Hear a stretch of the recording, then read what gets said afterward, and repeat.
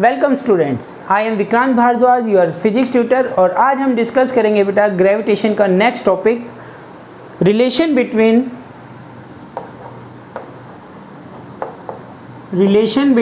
Gravitational potential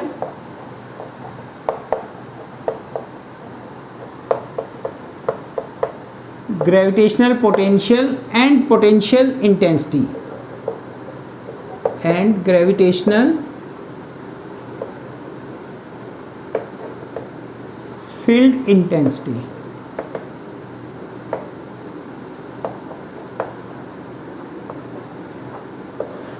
दोनों ही topic बेटा हमने प्रीवियस लेक्चर्स में डिस्कस किए। रिगार्डिंग ग्रेविटेशनल फील्ड इंटेंसिटी को हम किससे रिप्रेजेंट करते हैं? आई से रिप्रेजेंट करते हैं, and it is a vector quantity. And potential is a scalar quantity, इसको हम वी से रिप्रेजेंट करेंगे। इन दोनों में बेटा क्या आपस में रिलेशन है उसको हम डिस्कस करेंगे। This is an important question, relation between potential and field intensity. तो यहाँ पे हमने बेटा gravitational field, let us consider, diagram में दिखाइए। यहाँ पे ग्रेविटेशनल फील्ड है किसी मास इस m की वजह से, ठीक है। यहाँ पे मैंने दो पॉइंट कंसीडर किए, point A and point B। ये 2 points, point A and point B। And the intensity of gravitational field is from A to B। जो इंटेंसिटी है ग्रेविटेशनल फील्ड की, जो डायरेक्शन है वो क्या है? इस डायरेक्शन में field intensity. Let us assume m एक मास की बॉडी हमने कहाँ पे रखी? At point B। Let m is the mass at point B, m b mass of the body कहाँ पे रखा हुआ है? At point B। Experience force, कितना फोर्स एक्सपीरियंस करेगा बेटा? Experience force. तो फर्स्ट जो रिलेशन आया, ये जो फोर्स एक्सपीरियंस करेगा, फोर्स का फॉर्मूला क्या होता है बेटा? Force is equal to mass into acceleration. We know that. और हमने लास्ट आर्टिकल में डिस्कस किया था ए और आई इक्वल हैं। ए क्या है? एक्सेलरेशन, बॉडी में जितना एक्सेलरेशन आएगा फोर्स लगने के बाद। आई क्या है? Gravitational field intensity. तो ए के प्लेस पे मैं आई रखूंगा तो फोर्स का फॉर्मूला क्या हो जाएगा? M I. Now force is also a vector quantity, तो इसकी डायरेक्शन क्या होगी? In the direction of I. अगर आई इधर है तो इस बॉडी पे जो फोर्स लग रहा है वो इस डायरेक्शन में लग रहा है। इस बॉडी पे फोर्स लग रहा है, इस डायरेक्शन में फोर्स एक्ट कर रहा है, इन दिस डायरेक्शन। अब हमें क्या निकालना है बेटा? इस मास को B पॉइंट तक लेके जाना है। B पॉइंट पे जो मास है उसको A पॉइंट तक लेके जाना है, तो वर्क फोर्स लगाना पड़ेगा, ठीक है। और इनके बीच का जो सेपरेशन है that is dr, small separation dr। कहाँ से कहाँ लेके जाना है? B to A। तो जो वर्क होगा dw, क्या फॉर्मूला होता है बेटा वर्क का? F dot dr। F की वैल्यू पुट कीजिए mi, F की वैल्यू पुट कीजिए mi dot dr। Dot product का मतलब क्या है? कोस थीटा आएगा या साइन थीटा, ये क्लियर होना चाहिए। M I D R cos theta आता है बेटा। डॉट प्रोडक्ट है तो क्या आएगा? Cos theta. नाउ थीटा क्या है? Theta is the angle between I and D R. I in this direction, I कहाँ है? इस डायरेक्शन में आई। और डी आर, बॉडी को हम किधर मूव कर रहे हैं? इस डायरेक्शन में, अपोजिट डायरेक्शन में। तो थीटा कितना होगा इस पर्टिकुलर डायग्राम में? 180 डिग्री। एंड cos 180 कितना होता है? आपको आइडिया है cos 180? -1। तो ये वैल्यू हम यहाँ पे पुट करेंगे। तो ये जो वर्क डन आएगा dw, ये आएगा -1 minus sine mi dr, minus mi dr। We know that WKT, we know that, short में लिख दिया। तो यहाँ पे क्या था बेटा? 10th क्लास में आपने पढ़ा था पोटेंशियल डिफरेंस किसके इक्वल होता है? Work done upon charge. Work done upon charge, work done in bringing a charge from one point two another point, तो उनके बीच का पोटेंशियल डिफरेंस। यहाँ ग्रेविटेशनल और इसमें चार्ज को किसने रिप्लेस कर देता है? चार्ज को कौन रिप्लेस करता है? मास रिप्लेस करता है, मास। तो यहाँ पे मैं फॉर्मूला लिखूंगा dv is equal to dw, और चार्ज के प्लेस पे क्या आ जाएगा? मास, ठीक है। m की वैल्यू, dw की वैल्यू हम कैलकुलेट कर चुके हैं, यहाँ पुट कीजिए dv is equal to minus M I D R divide by m। ये m क्या है? उस बॉडी का मास है, वो स्मॉल बॉडी जो हमने B पॉइंट पे रखी। और ये दोनों पॉइंट कहाँ है, इस मास के ग्रेविटेशनल फील्ड में है, इस मास के ग्रेविटेशनल फील्ड में है। आप दिखाएं इसको चाहे नहीं दिखाएं डायग्राम में। तो यहाँ पे बेटा dv is equal to minus I D R, और u से I किसके इक्वल आ जाएगा, I is equal to minus dv upon dr। This is the relation where dv upon dr, इसको हमने एक नाम दिया potential gradient. dv upon dr क्या है, पोटेंशियल ग्रेडियंट, या फिर इसको क्या कहेंगे, पोटेंशियल ग्रेडियंट कह लीजिए आप, ग्रेडियंट, या rate of change of potential, rate of change of potential, rate of change of potential with distance, dr with distance, length भी लिख सकते हैं विद डिस्टेंस। तो बेटा लास्ट आर्टिकल में हमने डिस्कस किया था I A के इक्वल है, I किसके इक्वल है, A के इक्वल है। Intensity, gravitational field intensity is equal to acceleration in the body, और यहाँ पे क्या प्रूव किया, I dv by D R के भी इक्वल है। So gravitational field intensity is also equal to minus dv by D R. Words में कैसे लिखूंगा इसको ध्यान से देखिए, intensity at a point, intensity at a point, किसी पॉइंट पे intensity, intensity at a point is equal to negative value of potential gradient, negative value of potential gradient. Is it clear? इसके बाद बेटा हम डिस्कस करेंगे next centre of gravity. क्या discuss करेंगे? Centre of gravity. Let's C.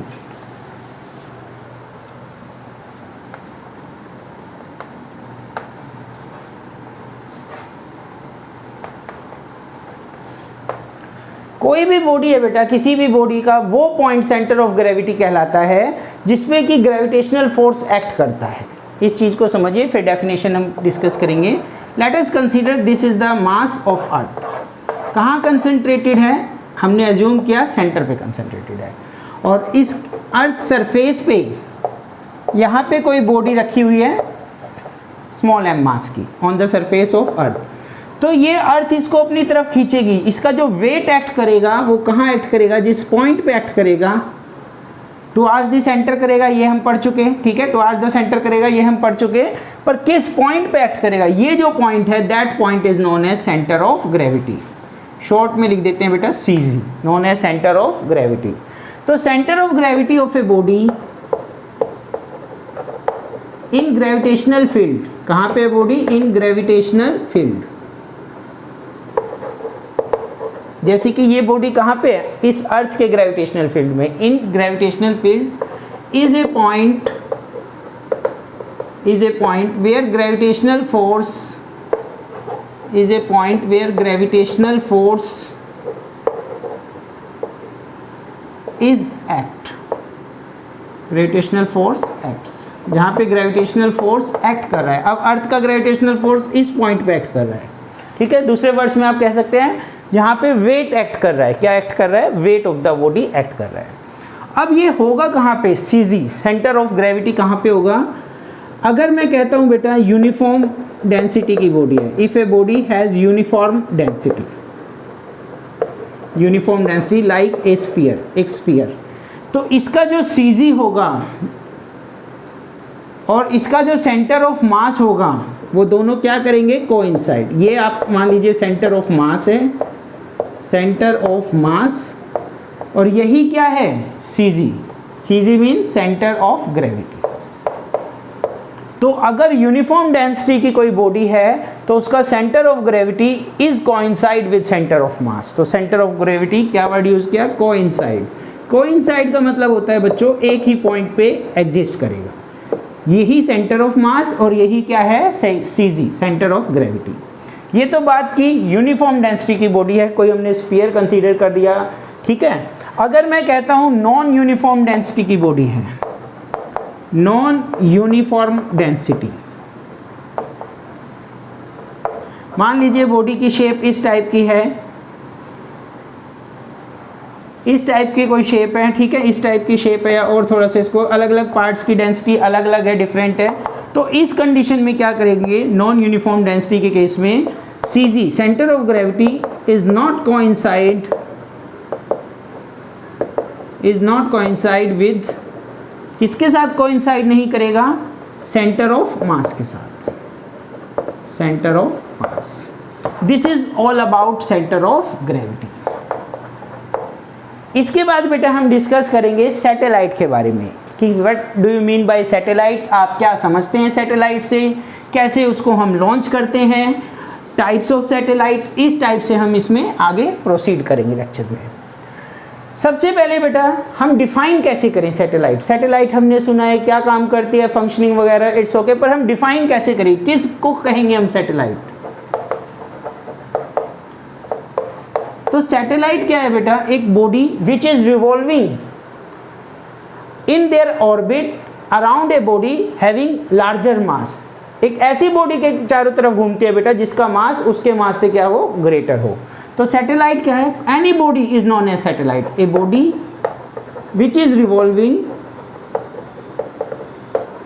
A body which is revolving in its orbit, कहाँ revolve कर रही है, अपने ऑर्बिट में, in its orbit around a body of larger mass, around a body of larger mass, comparison में आ रहा है बेटा, इसके कंपैरिजन में इस बॉडी का मास क्या होना चाहिए, larger mass, is known as satellite. उस बॉडी को हम क्या कहेंगे, सैटेलाइट कहेंगे, is known as satellite.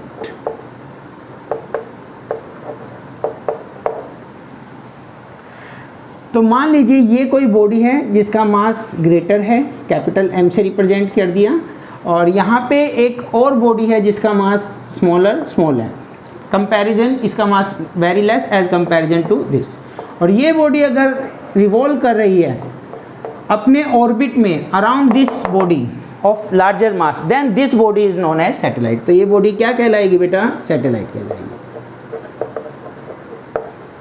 Satellite कितना साइज होगा सैटेलाइट का, डजेंट मैटर। अभी रिसेंटली बेटा इंजीनियरिंग के कॉलेज के स्टूडेंट्स ने एक सैटेलाइट बनाई और उसका साइज़ गुलाब जामुन के साइज़ के जितना था। उन्होंने वो सैटेलाइट अपने घर में बनाई और उसको सक्सेसफुली लॉन्च भी किया। तो उसका साइज़ कितना था, हार्डली एक गुलाब जामुन का जो साइज़ होता है, ठीक है, उसके साइज़ की जितनी सैटेलाइट बनाई और उसको सक्सेसफुली लॉन्च भी किया।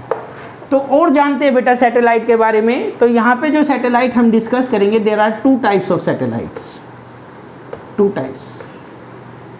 फर्स्ट टाइप क्या है बेटा, नेचुरल सैटेलाइट, नेचुरल सैटेलाइट। ये वो सैटेलाइट हैं जो नेचर ने हमें प्रोवाइड की। For example earth is a satellite of sun, earth किसके चारों तरफ घूम रही है, सन के, तो earth is a satellite of sun, and moon is satellite of earth, moon earth के चारों तरफ घूम रहा है। तो ये जो सैटेलाइट है बेटा किस कैटेगरी में आएंगी, natural satellite. Earth, moon and जितने भी प्लैनेट्स है वो रिवॉल्व अराउंड द सन, तो वो सभी किसकी सैटेलाइट है, सन की सैटेलाइट है, known as natural satellite. For example earth, moon, Jupiter, ये सभी प्लैनेट किसकी सैटेलाइट हैं, नेचुरल सैटेलाइट है। सेकेंड जो सैटेलाइट है, ड्यू टू डेवलपमेंट, जो ह्यूमन बीइंग ने सैटेलाइट प्रिपेयर की है, मैन मेड सैटेलाइट भी कहते हैं, और आर्टिफिशियल सैटेलाइट,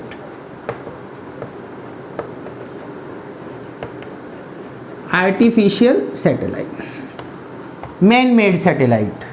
तो ये वो सैटेलाइट है बेटा जो नेचर ने हमें नहीं दी, हमने इनको इंस्टॉल किया है, लॉन्च किया है फॉर आवर पर्पस, फंक्शनिंग। क्या क्या फंक्शन करेंगे, a lot of function is done by satellite, one by one हम बाद में डिस्कस करेंगे। तो ये जो सैटेलाइट है, सबसे फर्स्ट सैटेलाइट जो लॉन्च की गई, रशिया ने लॉन्च की, that is Sputnik first, Sputnik first. इसके बाद बेटा इंडिया की तरफ से जो सैटेलाइट लॉन्च हुई, आर्यभट्ट। उसके बाद जो सैटेलाइट लॉन्च हुई, रोहिणी, इनसेट, ये सब इंडिया की सैटेलाइट है, India, and this is the first satellite launched by Russia. Aryabhata, Rohini, INSAT, IA, IB, and IRS. These are some example of artificial satellite. किसके एग्जाम्पल हैं? Artificial satellite. तो क्या बताया बेटा मैंने? सैटेलाइट, कोई भी बॉडी को हम सैटेलाइट बोलेंगे जो रिवॉल्व करती है around their orbit, comparatively a body which is higher in mass, which is larger in its mass. उस बॉडी के चारों तरफ जिसका मास उसके मास के कंपैरिजन में ग्रेटर है. अब बात आती है बेटा इनको लॉन्च कैसे करते हैं, इनको ऑर्बिट में सेट कैसे करते हैं. तो वो हम डिस्कस करेंगे बेटा, principle of launching A satellite in next lecture. ठीक है, तो आज हमने यहाँ पे स्टार्ट किया सैटेलाइट. नेक्स्ट लेक्चर में हम बेटा प्रिंसिपल ऑफ लॉन्चिंग की कैसे इसको हम लॉन्च करते हैं, कितनी स्पीड से इसको हम थ्रू करें हॉरिजेंटली कि ये घूमना स्टार्ट कर दे, रिवॉल्व अराउंड द अर्थ और बिकम ए सैटेलाइट.